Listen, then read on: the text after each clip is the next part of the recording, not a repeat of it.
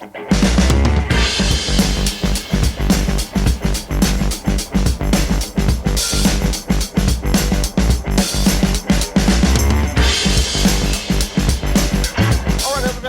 back to the Kickin Show, the official podcast of Kickin the Tires. This week we've got Seth Eggert down in the lower left-hand corner. Zach stands ready to the lower right of me. I don't know how it looks on your screen, but Justin Schuler off to my left on the screen, probably my right, whatever. I'm not sure. Save me from myself because I don't know what all this is and how it comes out. But I know that we've got one hell of a show this weekend. And, I'm just glad to be out of Texas. 72 hours, 28 minutes, 34 seconds of rain delay. I am delirious. I also drove home last night in the middle of the night. Wait, but you live in Texas, so you didn't really get out of Texas. It's 5 hours from my house to the track. And to be fair, he got out of Texas Motor Speedway. Yeah, and here's the thing. Okay, so how big is California? From top to bottom. How long does it take you to get from one to the other? I would probably say so if you're talking about from like San Diego, because that's obviously southernmost, and then I'd say like Shasta area. Let's go to Oregon. How far? That would probably be, I want to say maybe a 16 to 20 hour drive, just depending on so it's like going across traffic. Texas. Now you got me curious. Oh, no, it's not even, because I don't care about traffic. I'm just talking about the miles. Okay, San Diego to Shasta. Ha! Let's see. Shasta Lake? Oh, nope, here we go. People are going to love this on the podcast. 670 All this silent miles. Googling. Okay, 892 miles from El Paso to Orange, brother. I got you beat. It's a lot. That's true. Yeah. And what else is long is when you have a rain delay that long that teams can actually make driver announcements between the red flag and the green flag. Hey, Many of them. hey, there's one driver that is super happy because he's like, I don't care about this at all. I get to go home, and that's JJ Yaley, baby. And the 2017. And the whole team, yep. So if Parker Kligerman is watching this, hey Parker, when it's raining, it's wet. You don't have to feel the ground, okay? It's wet. And that's not a diss on you, JJ Yaley. I promise. But I'm pretty sure you are super happy to have not had to sit through that, because I'm pretty sure Matt Kenseth and Bubba Wallace have the exact opposite feelings of racing for 3 laps. They're like, yay, I'm done. I'm out of my motorhome. I get to go racing, and then Kenseth goes just a little. And only in 2020 does a McDonald's car crash and take out a DoorDash car. I didn't even think of that. All I know is there's video on my Twitter. Well, not like that. Walking from his car to his pit, throwing his gloves, and then getting in the. Not only that. It wasn't just the two of them, because when Bubba spun across the track, he collected the Smithfield car of Eric Almirola. It's a bad day.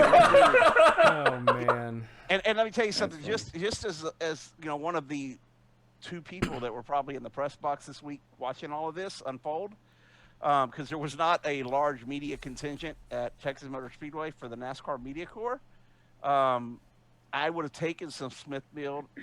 I would have taken some DoorDash. I don't eat McDonald's, but I would have taken some Smithfield and some DoorDash, definitely. But no offense, David Hart did a great job in catering and making sure that we had food and drinks and lots of sugar and candy the whole weekend. So props to Texas Motor Speedway. David Hart, thanks for everything that you did.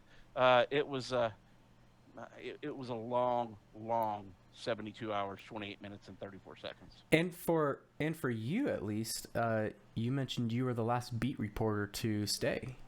Yes, Alex Andrea from the Charlotte Observer. She's new. She just started in January. What a hell of a year to start covering a beat for the first time. Wow. And she was there until Monday, and she had to fly out. I brought her to the airport, and she went back to Charlotte, and I was the only beat reporter there. I remember reading one of her first stories back at the Daytona 500 when it was rain delayed, and she titled it "The Liquid Menace," quoting She got Matt Humphrey. Yeah, Yeah, exactly. quoting Matt Humphrey. Yeah, we've heard it so much that we don't Yeah. use it in our stories anymore. but that was new to her, so good for Alex. Oh, man. I love Alex to death. She was great, and I really appreciate. Actually, I really appreciate our friendship because it was cool to have somebody there that I could talk to about racing. I mean, you had Matt Kreider from the Denton Record, local guy. He was there a couple days and he wasn't there, and then he was gone. You had John Sturban from the Dallas Morning News, also writes for Racing Today. And then you had Stephen Hawk from the Associated Press. But he had this little baseball game or something that he had to go cover too across town in Arlington. I think the Tampa Bay Rays were playing the Brooklyn Dodgers or something like that. Justin is not paying attention at all. I'm paying attention. Just it's unfortunate there were no trash cans at that stadium for your Astros. But all right, well, let's get on for today's. We weren't there, so it didn't matter. All right, well, let's get on with the show. Not too much news-wise, but boy, quite a bit going on with all the racing. Despite it being a Wednesday race for all the rain delay with the Cup Series. A couple big playoff pictures happening in the Truck Series and in the Xfinity Series, and then someone getting a steal just in case no one's watched the race, which I'm sure everyone kind of already knows what's happened with the Cup Series. We got Larson and the announcement with him officially signing with Hendrick to drive the number 5 car in 2021. Seth, you've got some Coca-Cola iRacing news. Jerry, you sat down with an interview, so we got that coming up next. Yes, Brandon Hutchison from Atlanta Motor Speedway, the new president GM out there. Really cool. I know I talk about Atlanta Motor Speedway a lot, but they've got great things happening there, and I was really happy to be able to focus on that, and we'll get to that in a little bit. Yeah, so let's start with Larson because that's obviously the big news. Talking about the 42 car spinning, that was Larson's old ride. But he gets to drive the number 5 car, so Hendrick bringing the 5 car back, officially going to stop the 88 car at the end of the season with Bowman moving to the 48. That's going to start in 2021. As we all know, Larson's suspension and his being reinstated into NASCAR, that is going to be in effect January 1st, 2021. I'm really looking forward to this, and I'm really looking forward to seeing how he's going to do at Bristol, considering that's going to be a dirt race. I think he'll do great. I obviously, you guys know, I followed this story from the beginning, and Larson deserves a great ride. He deserves a second chance, and he has done way more than what he's getting credit for. Look, at the end of the day, the person who he hurt the most was himself. And I know Kyle Larson, that beat him up. He's not that person. He's not that type of person. And he talked about that today in the interview. It was a mistake. We all make them. I don't want to be judged by the worst day that I have in my life. Nobody does. And that's what a lot of people did. And it wasn't fair to him, but he's paid his dues. He's back in racing. He's back at, he's back at NASCAR. He's going to be at Hendrick Motorsports. And for anybody who says, oh, he came out better in the long run, no, you got to look at what this kid went through and what his family went through. And I'm betting money right now, next year Kyle Larson shows up in victory lane. Any takers? I think he'll win. I think I want to say he'll probably win 2 to 3 races. Everybody's going to pencil him in for the Bristol dirt race, which, yes, he's excellent on dirt. He has also run and he's won the Eldora dirt truck race. However, Cup car on that kind of banking with dirt might be a little bit different. I think he'll probably be one of the ones to watch. Chase Briscoe, another one, and maybe Austin Dillon. But I think Larson has a good chance. I think it'll be a lotto different. Yeah. A lotto. Yes. Zach, your thoughts? Yeah, it's a interesting move. I mean, we've seen it coming for quite a while. a few months or so. I mean, it was definitely a big question mark on when that whole thing happened, was whether he was going to be able to come back or not, if teams would give him opportunities, and what caliber teams would he ever get to that type of Chip Ganassi racing ride, or something that he can win in. And here he is with Hendrick Motorsports. And cool to see the 5 car back. I didn't really expect that. We kind of saw other numbers that may have been a possibility, but obviously at the end of the day, it's about the team, and it's good for him. It's good for the team and Hendrick. They're getting a tremendous driver. I mean, he's not a rookie. I mean, he's been gone for, it'll be less than a year, a little less than a year, him outside of a Cup car. But he has tons of Cup Series experience. He's won, half a dozen races or so, made the playoffs. And I think it's great for the team, great for the sport, too, to have someone like him back. And I think he proved a lot over these last few years. Surely the hardest year of his life in many ways more than one. And what he did with the Urban Youth Racing School in Philadelphia, and just everything. It's just been a big year for him, and to see it actually pay off, and to him get back into a really competitive car with great teammates, and just, you hear everything good about Rick Hendrick. I mean, I've never heard a bad story about him. He's always been great to the media, great to drivers, and every one of his teams is a family type of team. So I think he's going to fit in well. And I think that Bristol dirt race, he's definitely going to be one of the favorites. But I think any race, I think he's going to hit the ground running. For sure. And during the press conference today, there's a couple of takeaways from this. Rick Hendrick has been very strict on not letting his drivers do a bunch of extracurricular activities and dirt racing and things like that. This is a quote from Rick. He says, first off, I don't want to see him get hurt. But as long as it doesn't interfere with the NASCAR team, then I am okay with it. And that was regarding Kyle Larson going dirt racing. Rick said in the interview that he believes that Kyle's dirt racing actually makes him sharper behind the wheel in the Cup Series car. So you're probably going to see Larson in a dirt car every once in a while. I don't think he's going to do it every weekend. I mean, I don't think that's what it's about. I think it's just, he loves dirt racing, and he's good. He's won 42 races of 83 starts in the World of Outlaws, I believe, since, or whatever that dirt series that he's been in, since he, went over there after getting suspended from NASCAR. The other thing that was interesting, and this came directly from Kyle, when he said, Jamie McMurray, who was my teammate, was 16 years older than me. And then Kurt Busch was 14 years older than him. So they were all teenagers before Kyle Larson was even born. Now he's going to be at Hendrick Motorsports with some young guys, powerhouse, organization. And I put this question into Rick Hendrick today, but I didn't get an answer because I was late to the game a little bit. But this is how I think, and I think he would have probably agreed, or he was gone along this line of thinking. This is how you create another dynasty in NASCAR. Is all these young guys and all this talent level that he's got. Man, that's that Hendrick organization is shaping up to be really awesome. There was one other tidbit of news that we kind of didn't talk about in our notes, and that's Rudy Fugle signing on with Hendrick Motorsports and going to be William Byron's crew chief. I think that's probably the story of the week if you look at everything, because we knew Kyle Larson's deal was going to happen. Nobody saw Rudy Fugle.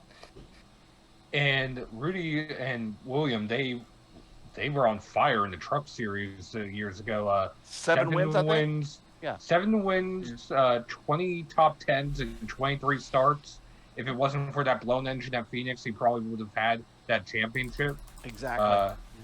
And in part, that's one reason why we have the championship version that we have today for the playoffs, along with I think Truex that year had the same issue at Talladega, blew his engine, although he was the most consistent that year and most dominant that year as well in Cup. But essentially, it almost feels like who Hendrick wants in his car on his team, Hendrick has been able to get recently. Well, Hendrick has said that in the past. If I want them, I'll go get them. Mm-hmm. Gave him a number he couldn't refuse. We see that There with his Corvette auctions too. He wants that number 1 car. He'll write a blank check if he has to get it. Yeah, but there's one thing he won't do. I still think he's afraid to race Alex Bowman pink slip for pink slip. They keep having issues. They still haven't raced that grudge match, him and Bowman, and this has been going on for a couple, 3 years now. And I'm waiting. I want to see who's going to win that match. Yeah. Everybody. Yeah. I remember seeing on Twitter, and I apologize if you're the one who tweeted it and you're listening to the show. I can't find your tweet. That's why I've been like staring like this for so long.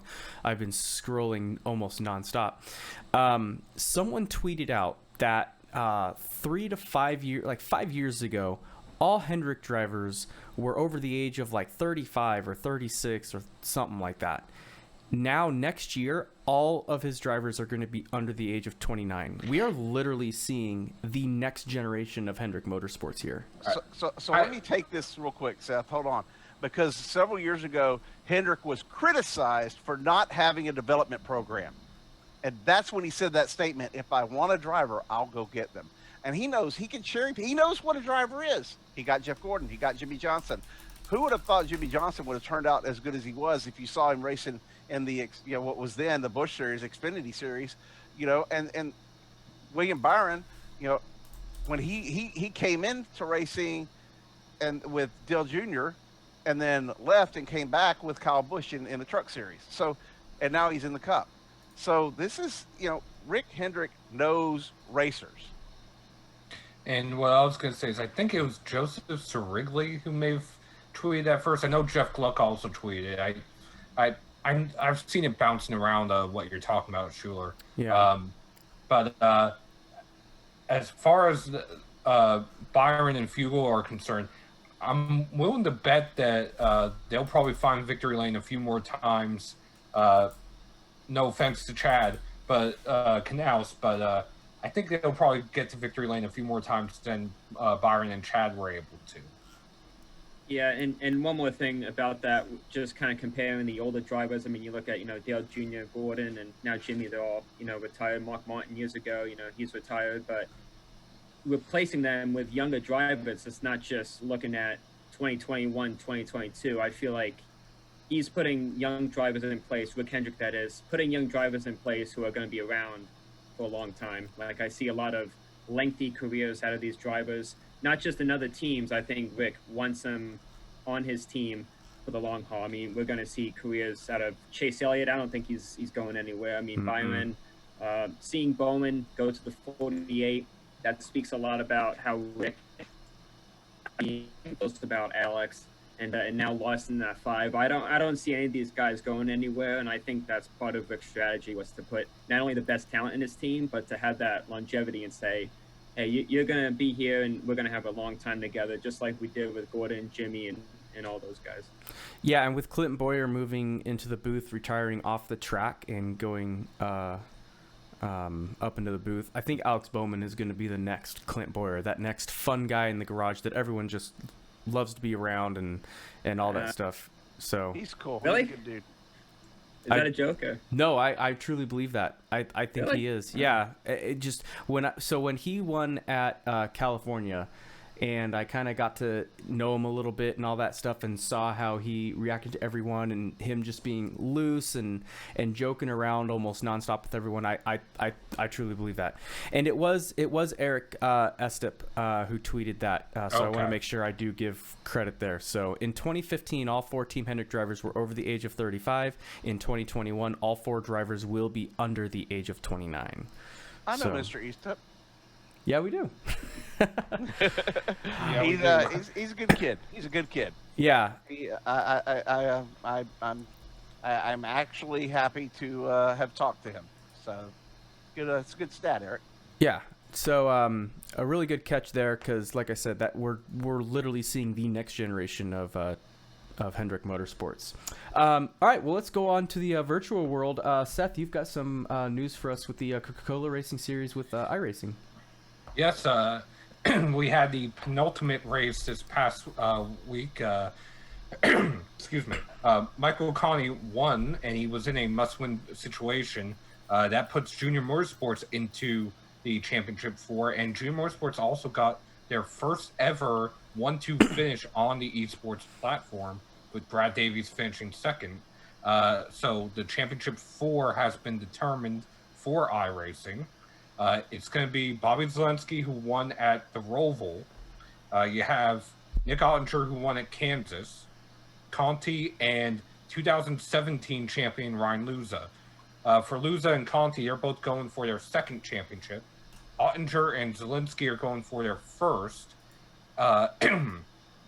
And that should be a good race. They're going to run it at Homestead. The original plan, I know, was Phoenix, but they switched it to Homestead because iRacing, due to COVID, has not been able to get out to Phoenix to actually scan the updated track. So to try to keep it accurate to what NASCAR is actually running, they opted to go with Homestead since that is a current track on the service. They also, with this race this past week, the battle for the relegation, who will make the series next year and who will be forced into the Pro Series, got a little bit clearer. 8 drivers, in addition to the playoff drivers, were able to lock in. So of the 20 that will lock in, 16 now will know that they're going to be in the Coke Series again next year. And you have another 20 going for 4 spots, of which 10 have already been mathematically eliminated. Gotcha. Well, Seth, I guess me and you can probably try to talk with Jerry and see if we can't get into that league with some kicking cars. You know, I need to get are we going to do an iRacing league? What are we going to do, Seth? We got to do something. We're probably going to do an iRacing league during the off season. I'll say that. I'm trying to figure out a day and a time that won't conflict with other leagues that would bring the numbers down. So let me explain something to you. Those other leagues, other than the big ones, they're not really racing for anything. If I'm going to do a league, okay, we're not giving away air. Okay, we're going to give something away. Okay, I gave away gold. 2 tickets. Okay? 2 tickets to the Texas All-Star race. Boom. So yeah, I can definitely get you tickets to the Texas All-Star race. I just won't be there. But I will be on a cruise in Alaska. It's the only excuse that I can get to not be at the track, because that's the only cruise that Eddie Gossage wants to go on. And I don't think he expects me to cancel my Alaska cruise to be at the All-Star race. Especially, you know, I mean, I made it before the schedule came out. So, but anyway, that's another story altogether. I promise you, our first place, the winner will be very happy. Boom. So there you go. Stay tuned. You heard it here first. Stay tuned for that Kickin league coming out soon. Seth, real quick, who's your pick to win the iRacing championship? Just based on the performance that they've had throughout the year, I think Bobby Zelensky, more than likely. Him and the virtual racing school have been up front every race. His teammate is the only multi-time champion of the series, Ray Alfala, with 4 championships. So he has a good driver in his corner to work with. So I think he probably will be the one to take the crown. Gotcha. And if anyone's interested, where can they watch the race? Monday night at 9 p.m. enascar.com/live and iRacing social channels. Perfect. So 9 Eastern, correct? Yes. Perfect.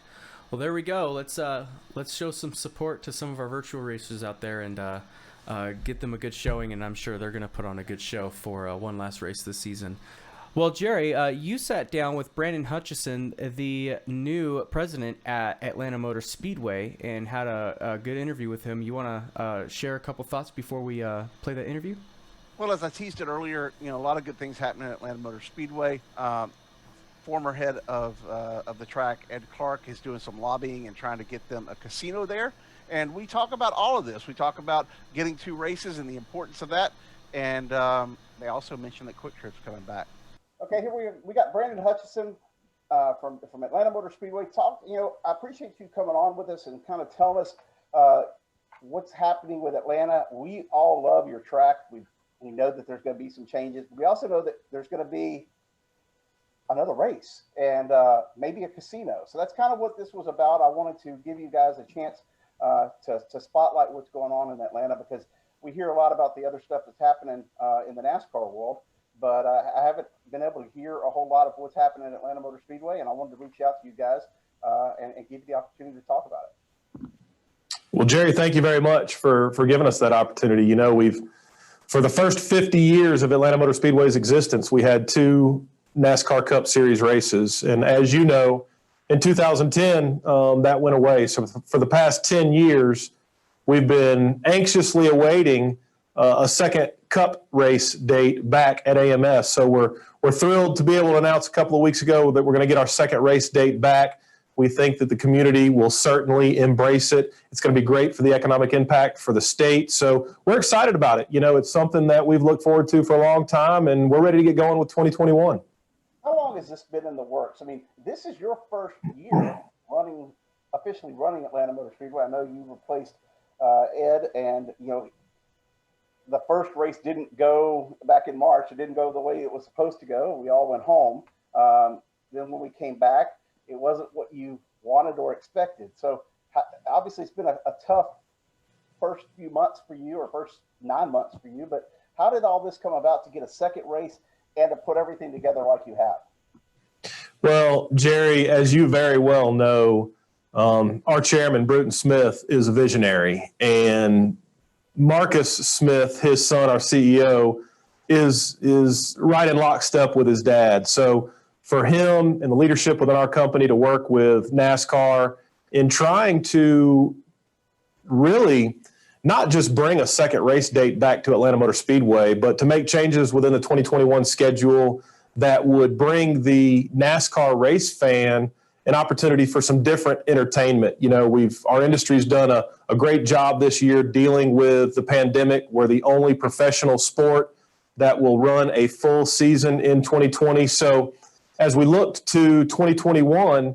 we looked for change. And this is something that Marcus has been working with the leadership at NASCAR for quite some time about. I wish I could take all of the credit for making this happen, but really the credit goes to Marcus Smith, Mike Birch, Jessica Fickenshire, and the folks at Speedway Motorsports for working closely with NASCAR to make it happen. But it's been in the works for a while, and something that we're very, very excited to be able to talk about. What can fans expect with 2 races at Atlanta Motor Speedway? And I'll get into one of the questions that a lot of people are asking is the pavement, obviously, as to whether or not what y'all are going to do regarding that, because it's been a big topic. The drivers love it, but it's one thing to run one race on it. To run 2 races in a year, that may be a stretch. Well, I think what fans can expect is twice the amount of excitement at Atlanta Motor Speedway. We're one of the, as you know, again, you've been in this industry for a long time. You know that we're one of the most iconic tracks on the circuit. We've been running 500-mile races for the past 60 years. We've had 106 500-mile races. So I think what the fans can expect is to get back to some tradition. Atlanta Motor Speedway is a very racy track. We've got multiple grooves that the drivers really, really love, and I think the fans can expect just more of the same. It's going to be a great year packed full of NASCAR Cup Series racing, in addition to everything else we do around here the rest of the year. As it relates to the pavement, were it not for the sweat equity put into the track from our operations department, we would have had to repave some time ago, Jerry. Our track surface was last repaved in 1997, so it's 23 years old. So I think it's not a matter of if we're going to repave, it's a matter of when. We're still, we're evaluating the track every single year. We do a very extensive crack sealing job annually. So that will continue this fall. We'll take a look at how the track handles the March race and try to make decisions based on when we might repave based on what we see in March. I want to point out to people that Atlanta Motor Speedway is not just busy with races. You guys had just got done with a stint with the Georgia State Fair. I believe it's almost 2 weeks there. You're constantly having things going. You had a concert happening when I was there a couple of weeks ago. There's all kinds of movies. Walking Dead, it's been filmed near you guys for years. I know Zombieland was filmed near you guys. I know of some of the others that have been filmed there as well. Talk about how you keep Atlanta Motor Speedway in the pop culture as well as keeping it operational, because it's not just about racing with you guys. That's a great question. We are an entertainment facility. We've been a iconic racing facility since July of 1960, but we've really morphed into more of an entertainment facility than anything else we do. It's one of the questions that I get asked more than anything else is, what do y'all do the rest of the year? We'll have over 300 events this year. During the pandemic, we parked 20,000 rental cars from Enterprise Rent-A-Car. You don't really think about that many cars being on the road, but we parked 20,000 cars. We sold a lot of chicken that wasn't otherwise being sold to the local restaurateurs. But right now, if you took a look at our property, the footprint right now today, we've got 5 events going on right now. We've got the setup for the drive-in concert, which you alluded to. We've got Driving 101, the NASCAR racing experience that is operating on the track today. Some people have heard of Stranger Things. Stranger Things is actually in our front parking lot right now shooting for their next season. We've got a New Line automobile ride and drive going on in one of our front parking lots right now. And we've got the Georgia State Fair, which you alluded to, is just breaking down. So we stay active as much as we possibly can. The racing is our bread and butter. It's what we do. It's our largest event of the year now. Happy to say our largest 2 events of the year in 2021. We've got one of the largest automobile car shows each year in the Southeast, the Summit Racing Equipment Atlanta Motorama. We've got O'Reilly Auto Parts Friday Night Drags, which is the largest grassroots 8th mile drag racing series in the country, if not the world. So, we stay busy. We race Legends cars, USLCI, Legends and Bandolero cars. So we stay busy over 300 days a year. And I can tell you, there's not a lot of downtime around here. Well, I know a little bit of things that are going on as well behind the scenes. I know off of turn 4, I believe they're talking about building a casino. My buddy Ed Clark, who is, I'm not sure what his role is with Atlanta Motor Speedway right now. He's retired or emeritus or whatever, but I know he's involved in that to some degree. What is this casino project, and what can fans expect if that goes through? Ed's new office is a bass fishing boat sitting off of West Point Lake somewhere right now. No, Ed is retired. He is still on board to help us with the gaming initiative. As you know, you say Ed's your good friend. Ed's a good friend of a lot of people. He's a good friend of mine, and he's also a good friend of a lot of people at the state capitol. So it was important for us to keep Ed Clark on board to help us with that initiative. And it really is. It's just an opportunity for us to, again, become a larger entertainment complex in this region. Ed is still working on the gaming initiative. Unfortunately, it didn't go to the floor for a vote this year. We think we possibly could have had the votes for it to get on the ballot, but it didn't make it. So our focus now is to stay relevant in the eyes of the folks at the Capitol, let them know that our intent is to continue to push for the citizens of the state of Georgia to be able to vote on whether they want gaming or not. Well, obviously, when you bring that up, it's the investment that Bruton Smith and Marcus have put, and your time and sweat equity and everything else in bringing another race to the track, keeping the track relevant throughout the year. That can't do anything but help you with the legislators in Atlanta when they go and vote on what's going on, and what the future of Georgia is going to be, the future of your track and the possible gaming. No, you're exactly right. And again, it's important for us to push the message that we want the people of the state of Georgia to be able to vote on it. If they say yes, they want it, then great. We'll move forward with our plans for working with a gaming company and moving forward with the project. If they say no, it's not what we want to hear, but we'll also accept that as well. We're in the community 365 days a year. We think it's a great opportunity for a positive economic impact for the state of Georgia. But if it weren't for the support of Governor Brian Kemp, we just had lunch with him a few minutes ago. He's been very supportive of what we do here. He was the catalyst that allowed us to go back racing in June. We've got great support at the state level. And, look, I think that much more than this just being a casino, we're looking for a full-blown entertainment complex with retail space, dining space, hotels, condominiums, indoor and outdoor theme parks, indoor and outdoor concert venues. This isn't about a casino at Atlanta Motor Speedway. This is about a casino being a part of a broader big picture, and that is a massive entertainment facility in Henry County that would draw about 5,000 jobs in the construction phase and about 5,000 more jobs upon completion. So it would drive a lot of tax-based revenue to education, healthcare. It's got a lot of potential. And I have to switch over to your counterparts at NASCAR ISC. They have shown that this model will work with Kansas Speedway and what they've done around. I remember going to the first races at Kansas, and then all of a sudden there's stuff coming, casinos and hotels and Bass Pro, and then you've got a theme parks. And so this model is great not only for the economy, it's great not only for racing, but it's great for the citizens of your county and your entire state. Absolutely.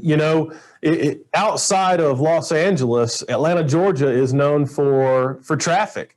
And I think that the reason for that is because so many people are having to commute into the city to go to work. So I think the people in the community would embrace it. It not only would bring jobs to the community, it would bring jobs right here at home. So people didn't have to leave Henry County to go to work. People could stay within the county. The workforce for Henry County would certainly evolve because of it. And I think that, not only the economic impact that the state would see overall, it would be great for our community. What people don't think of all of the time with something like this is you're talking about a give or take $1 billion project. So the infrastructure that comes along with that, if you look at some examples that have recently taken place, the wind property in Boston, they just put over $2 billion in constructing a facility up there. And most of that money was put into the infrastructure. So you're creating green space, you're adding police, you're adding fire, you're adding medical, you're adding roadways, you're adding a lot of infrastructure to your county that wouldn't otherwise gain financial support. So it's a win-win for everybody, I think. And again, we're talking about the casino taking up 7 to 8% of the entire footprint. The majority of this would be entertainment, retail, housing, development. So it's an exciting thought process to think about this potentially taking place. But before that can happen, we got to get it on the ballot. And again, our push is going to be just to stay relevant in the minds of everybody at the Capitol and let them know that our focus is going to be to continue to put first-class entertainment in the state of Georgia. It's funny you bring up the Boston wind site. I actually went there when I went to your sister track at New Hampshire Motor Speedway to do a fan perspective during COVID. And on my way back to the airport, I had some time to kill and they were open. So I stopped by. Beautiful facility. I can see exactly what you're talking about. Now, for you, this being your first year of running everything, how's it been? Is it obviously it's not what you expected, but once you get past this, what's your focus on 2021 and beyond?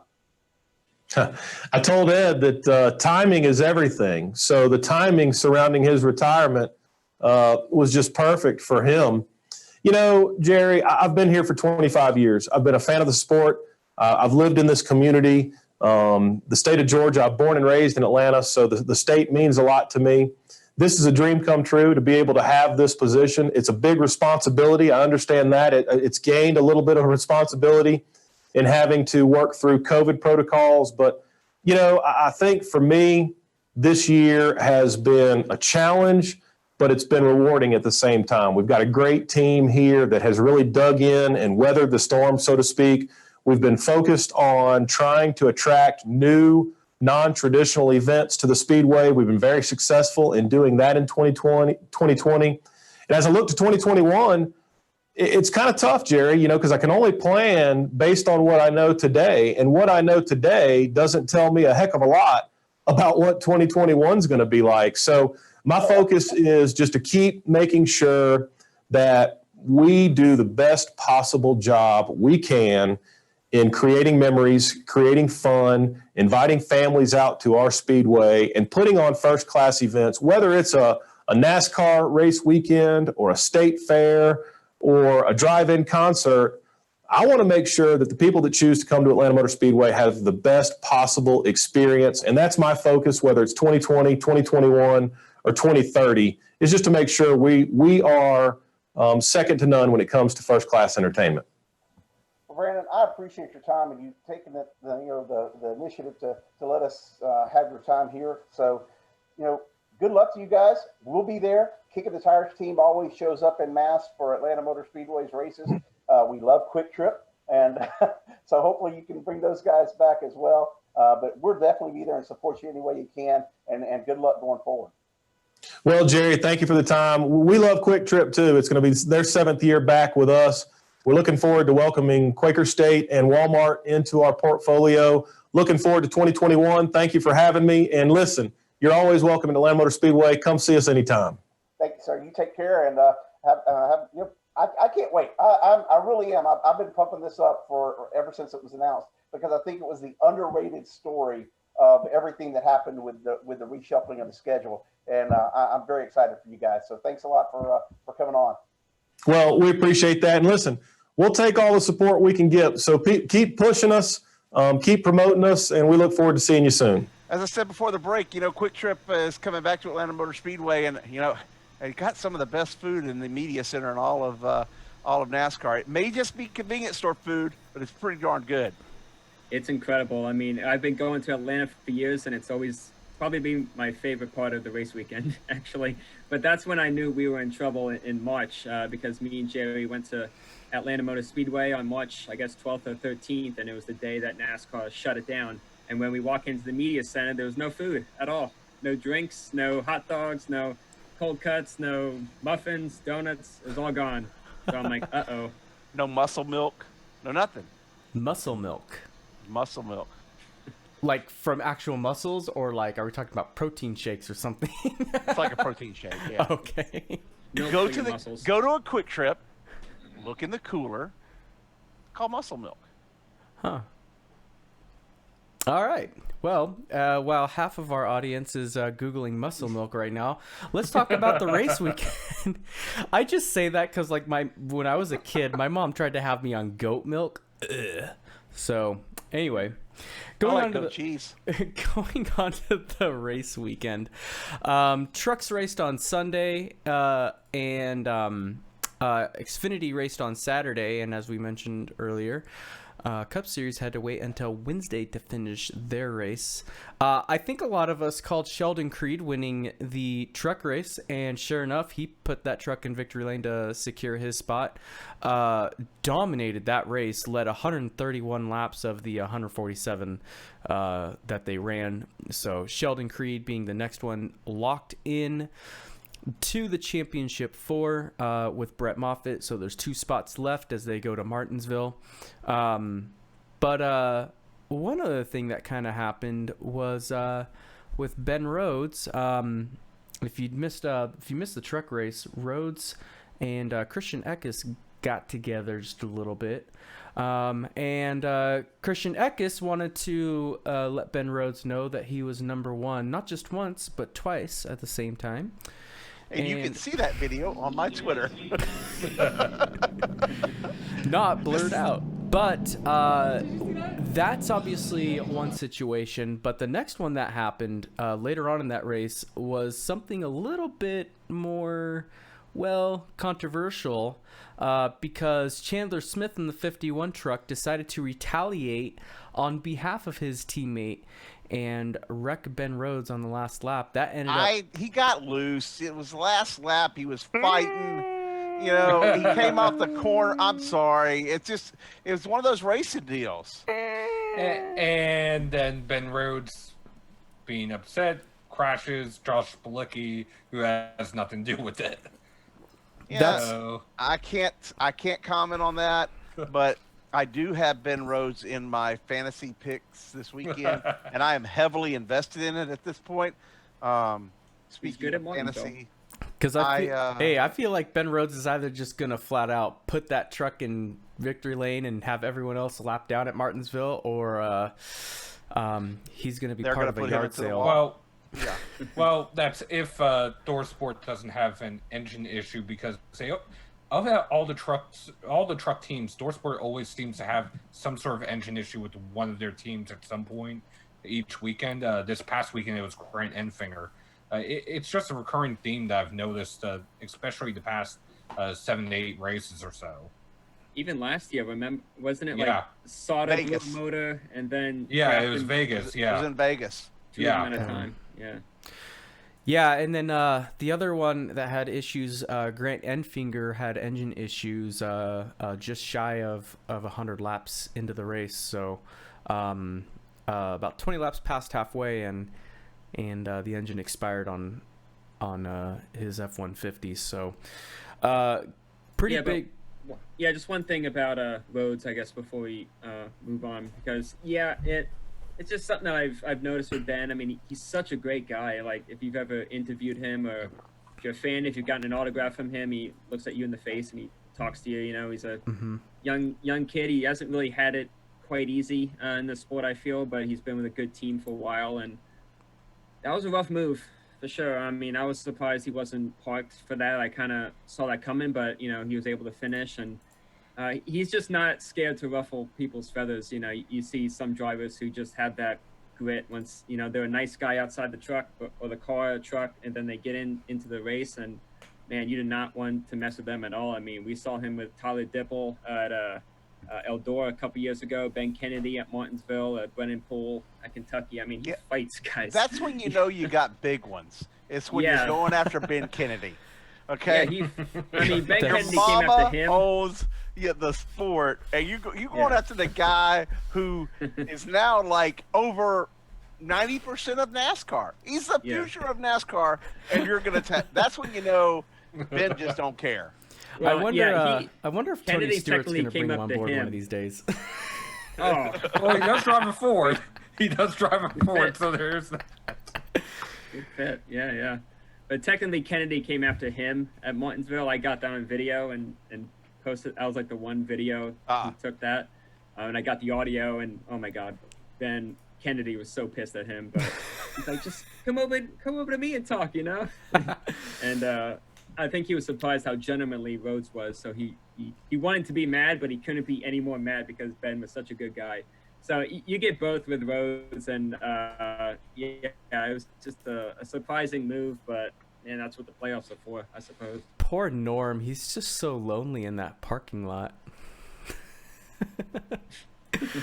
Well, yeah, Truck Series are shaping up to have quite an event at Martinsville of all places. So, like I said earlier, we got Creed and Moffitt, who are locked into Phoenix. Austin Hill and Zane Smith currently above the cutoff line, with Matt Crafton, Grant Enfinger, Ben Rhodes, and Tyler Ankrum all below the cutoff line. Tyler Ankrum definitely in a must-win situation, being way too many points below the cutoff line, and Grant Enfinger and Ben Rhodes most likely in a similar position, being 30 or more points.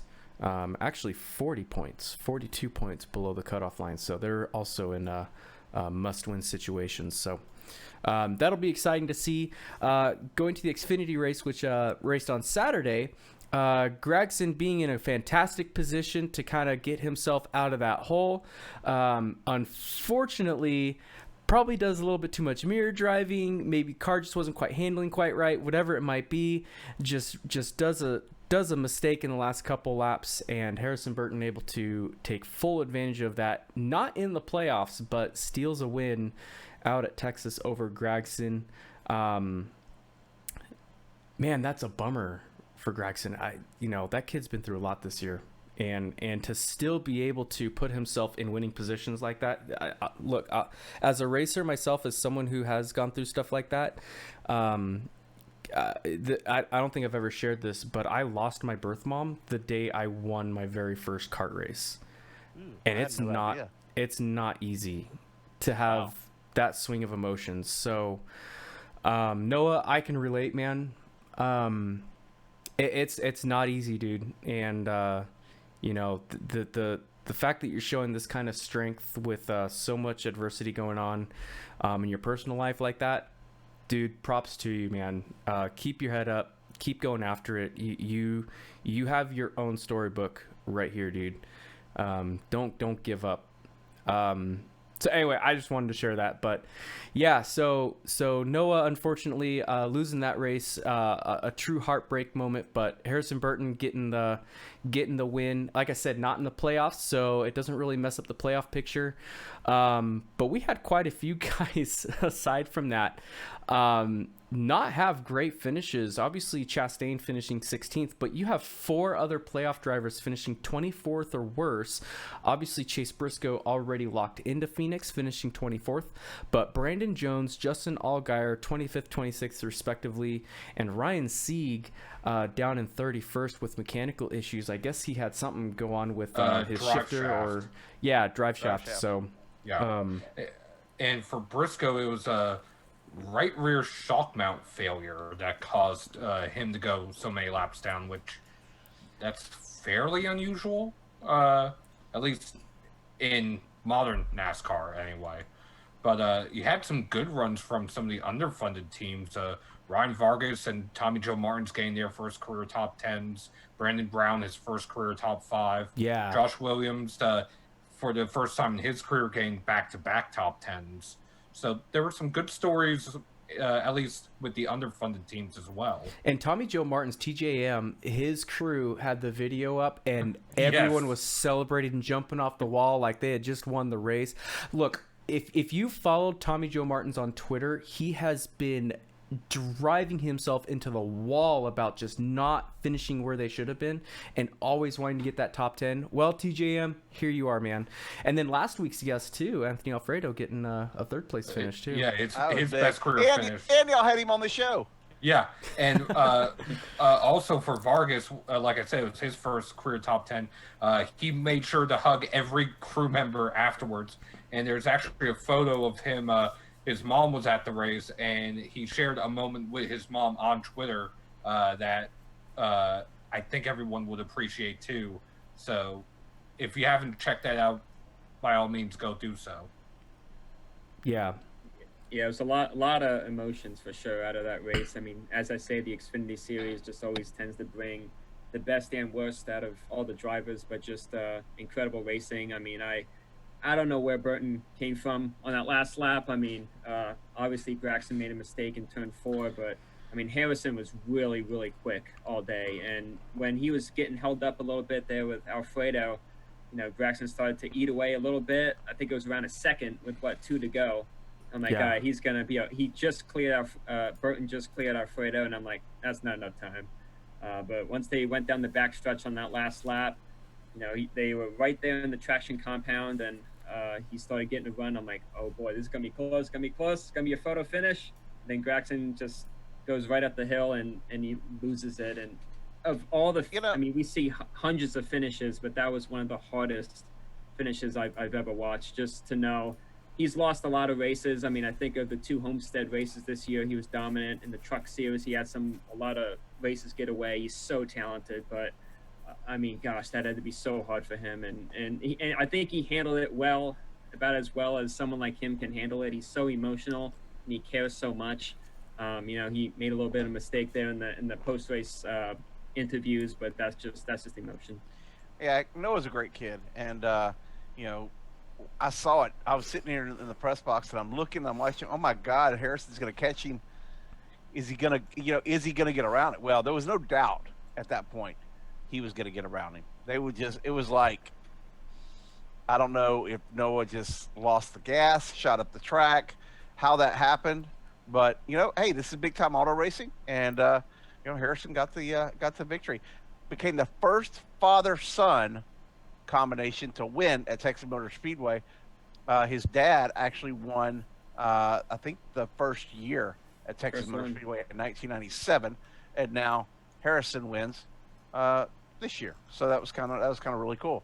And he was in the booth to call it. Yeah, he was in the booth to call it. Super happy. He was going crazy. That was awesome. So glad to see that. Wow. Now, after 52 laps on Sunday, the mist descended on Texas Motor Speedway. 72 hours, 28 minutes, and 34 very grueling seconds later, we got a yellow flag, and then we got a green flag, and we were back underway racing, and I'm listening to the scanners. I'm trying to figure out what in the heck Kyle Busch is doing. What is Adam Stevens telling him? What are they? You can probably tell by my tweets that I was a little confused at some point, but I didn't know that Boyer had to pit because they weren't calling out lap times for Boyer. They were calling out lap times for Truex, who was gaining on Kyle, and they were just trying, they were trying to save fuel, and then with 5 to go, the quote was flip the switch.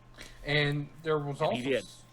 also some sort of code words that they were using too, because at one point Kyle said we're blowing up and was making comments like his engine was dying, and his car was just fine. So they had some sort of code word that I don't know what it was in reference to, but probably saving fuel. That would have to be my guess with the way that race went.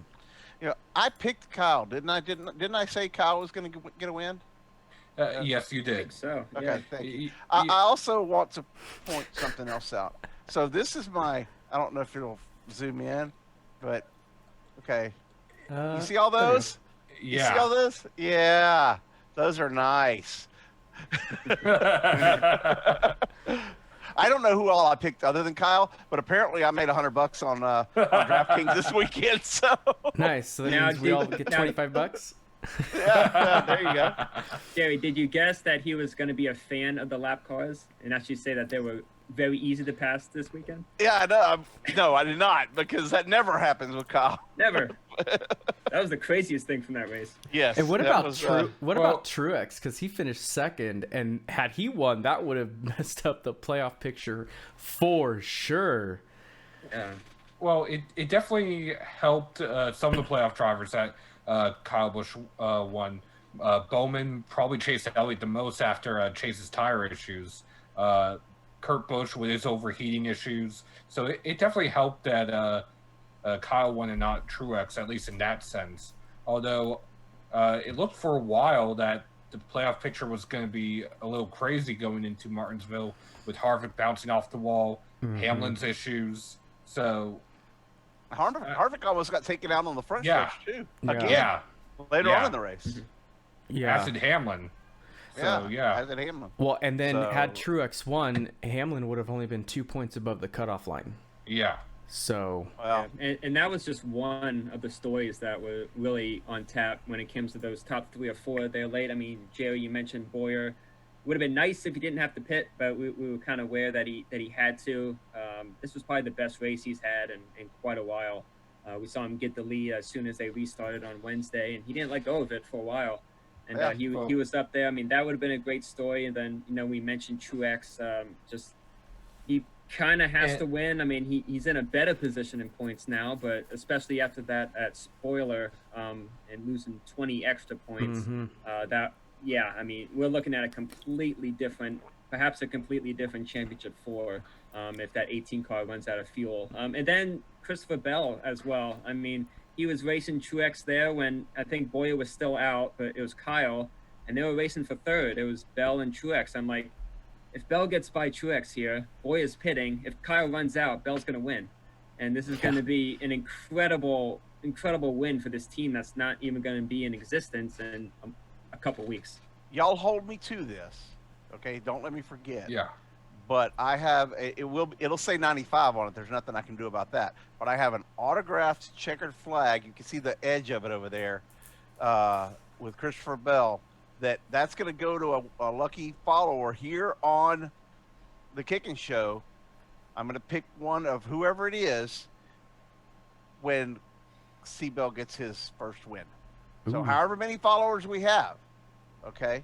we're already giving away a really cool car for the first 100. One of the first 100 is gonna of subscribers is gonna get a really cool prize, a Darlington 2010 program 164th diecast.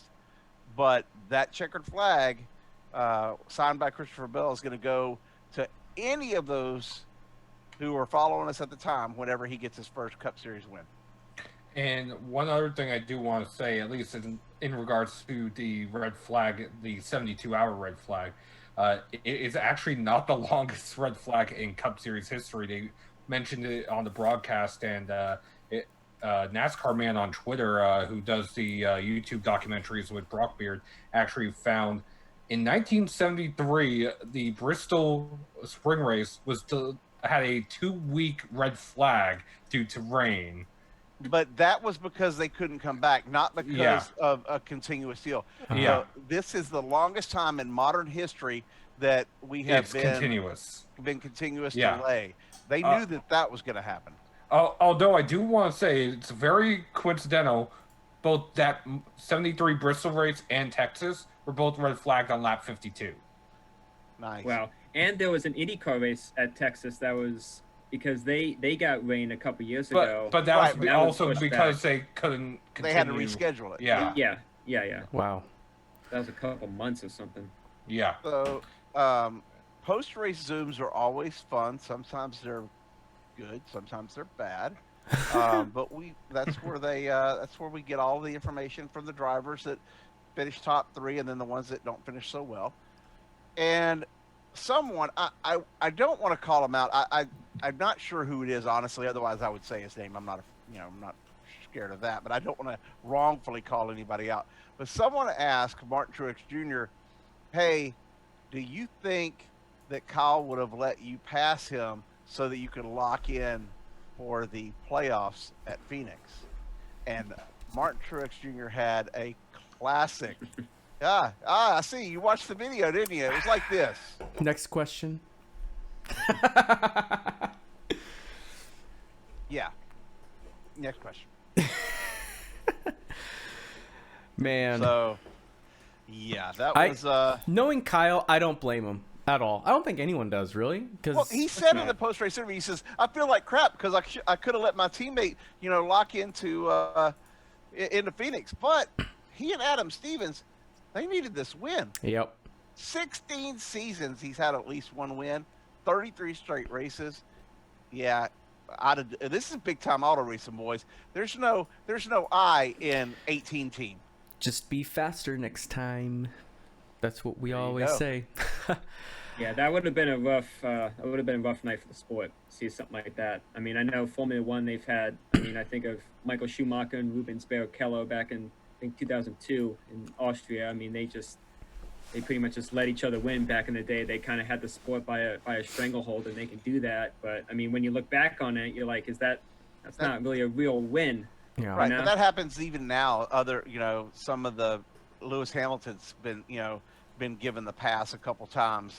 His teammate could have beat him and had to, he got the hook, told him to pull over. And yeah, I mean, just anything with team win. orders, you start to lose the fans because they look at it when it comes to the integrity of what you're trying to do. I mean, it'll just ruin it. So yeah, it would have been a strange night for the sport, but I didn't see Kyle doing that, and of course he didn't. Absolutely not. Yeah. Kyle Busch likes to win. And he, as he said, he's young. He'd like to have 10, 20 more years of racing. Well, and we know. I was gonna say real quick. We know also too what happened those years ago with Michael Waltrip Racing whenever team orders were executed. So yeah, I was about to say there's a reason why we have a 100% rule. My elbow's itching, y'all. Just keep itching it. You're right. Talking about your elbow itching all of a sudden. One other thing that happened today is Hendrick Motorsports issuing a statement about yesterday's race. So William Byron's pit crew, if you don't know, didn't service his car because of sudden multiple positive COVID-19 tests. So what will be happening is they are sidelining the entire pit crew and the 47 cars pit crew, which is staffed by Hendrick Motorsports. They are going to be moving over to the 24 car and servicing his car, meaning Racing, Daughtry Racing is going to have to figure out who's going to be pitting their car for Martinsville. I have a question. I have a question real quick. Mhm. Truck race is going to go off Friday. I'm not sure if the show will be posted by the time the truck race goes off. But tell me if I have a good fantasy team for this weekend. Tyler Ankrum, Matt Crafton, Grant Enfinger, Stuart Friesen, Rafael Lessard, and Ben Rhodes. I picked everybody that makes people mad. So just Why are you picking everyone below the cutoff line? You pick Sauter. Here's Pick what Johnny Sauter. Well, wait. Here's my question for you. How do you not have Parker Klingerman, who's starting last and usually gains 15 to 20 spots by the end of the race, not on your team? because he doesn't know what water is. How do you not but he have likes Johnny it. Sauter, though? But he likes passing trucks. Yeah. He does like passing trucks. Well, there you go. So I'm gonna go with this. I wanna see if I can. I really don't know what I had. I really do not remember what I had for our lineup for Texas Motor Speedway. But I was very shocked when I got the DraftKings notice, and I was like, wow, that's cool. So. All right. Well, I think that pretty much ends it here. We'll try to get this show up on YouTube and all of our podcast platforms Thursday night, if not very early Friday morning. So if you haven't yet, hit that subscribe button, hit that like button, hit that follow button if you're following us on audio only on all of our podcasts.